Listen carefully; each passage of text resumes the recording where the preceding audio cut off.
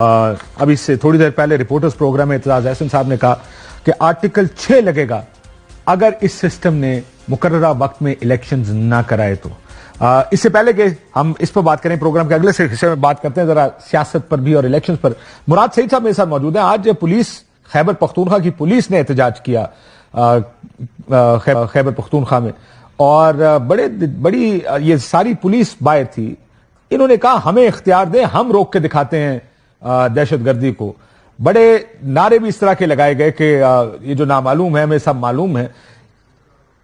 आज इमरान खान साहब ने भी अपनी तकरीर का एक बड़ा हिस्सा इस दहशतगर्दी को दिया। शहबाज शरीफ साहब ने ट्वीट किया था, उन्होंने कहा कि इन लोगों को आबादकारी का फैसला इमरान खान साहब की गवर्नमेंट ने किया था। मुराद सईद साहब हमारे साथ मौजूद हैं। मुराद सईद साहब अस्सलाम वालेकुम। जी अस्सलाम वालेकुम काशिफ भाई। वालेकुम सलाम। मुराद सईद साहब, अभी इमरान खान साहब ने एक मीटिंग का हवाला दिया जिसमें उन्होंने आपका और नूरुल हक कादरी साहब का खुसूसी तौर पर नाम लिया था। यह बड़ी तनकीद हो रही है आपकी हुकूमत पर कि इनकी आबादकारी, तालिबान, तहरीके तालिबान को पाकिस्तान में वापस लाना, यह फैसला आप लोगों का था, आप उनको वापस लेके आए और अब देखें हालात क्या है।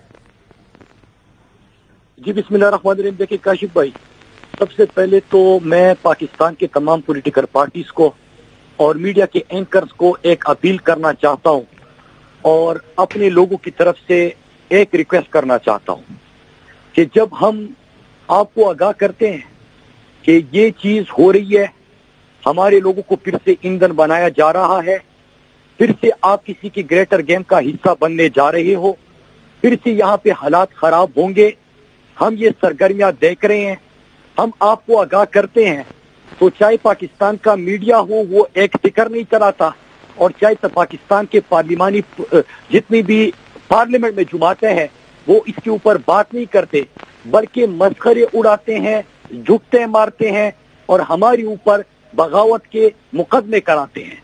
तो हम उनसे अपील करते हैं और हमने रिक्वेस्ट भी की थी काशिफ भाई कि आप लोग क्या हमारे जनाजों का इंतजार कर रहे हैं कि जब हालात खराब हो जाएंगे, जनाजे उठेंगे, तो फिर जब लाशें गिरेगी, धमाके होंगे, तो कटे हुए हाथ और कटे हुए पैर आप गिनोगे और फिर उसके नंबर के ऊपर टाफोस होंगे, फिर उसके ऊपर यहाँ पे पार्लियामेंट में बहस होगी, फिर एक पार्टी दूसरी पार्टी के ऊपर इल्जाम लगाएगी। ये चीजें मैं जून में कह चुका हूँ।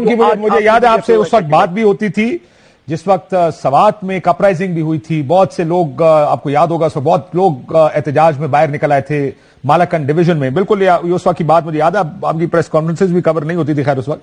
लेकिन अब बताएं, ये कहा जा रहा है कि आपने सजा याफ्ता लोगों को रिहा किया। आपका प्लान, इमरान खान साहब क्या कह रहे हैं कि ये आपकी हुकूमत का प्लान था कि इनको लाना है और इनको यहाँ पे सेटल करना है, तालिबान को, और रिहेबिलिटेट करना है?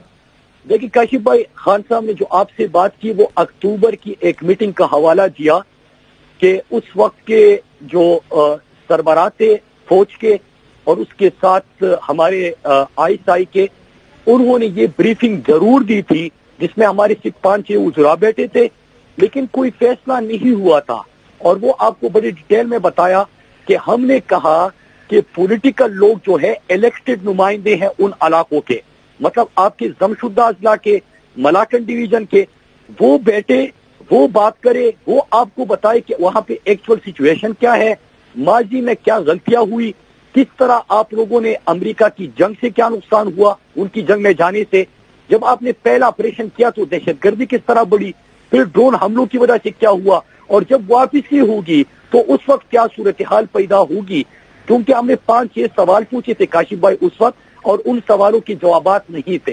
तो जब वो जवाबात नहीं थे तो सवाल क्या थे आपके? आपने तो ये भी कहा कि ANP की दुश्मनियां हो गई, उनके घर के लोग या उनकी पार्टी लीडरशिप कत्ल की गई है, शहीद की गई है दहशतगर्दी। काशिफ भाई, मैं आपको इतना बता दूं कि उस वक्त हमारी हुकूमत के दौरान फिर ऐसी कोई बात नहीं हुई थी। मैं उन सवालों, उन तफसीरात में नहीं जाना चाहता क्योंकि इस वक्त हम सोल्यूशन चाहते हैं, ठीक है।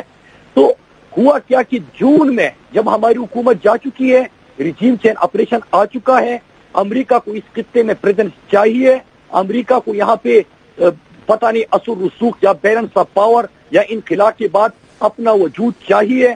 तो फिर उसके बाद क्या होता है कि जून में पहला डेलीगेशन पाकिस्तान से जाता है।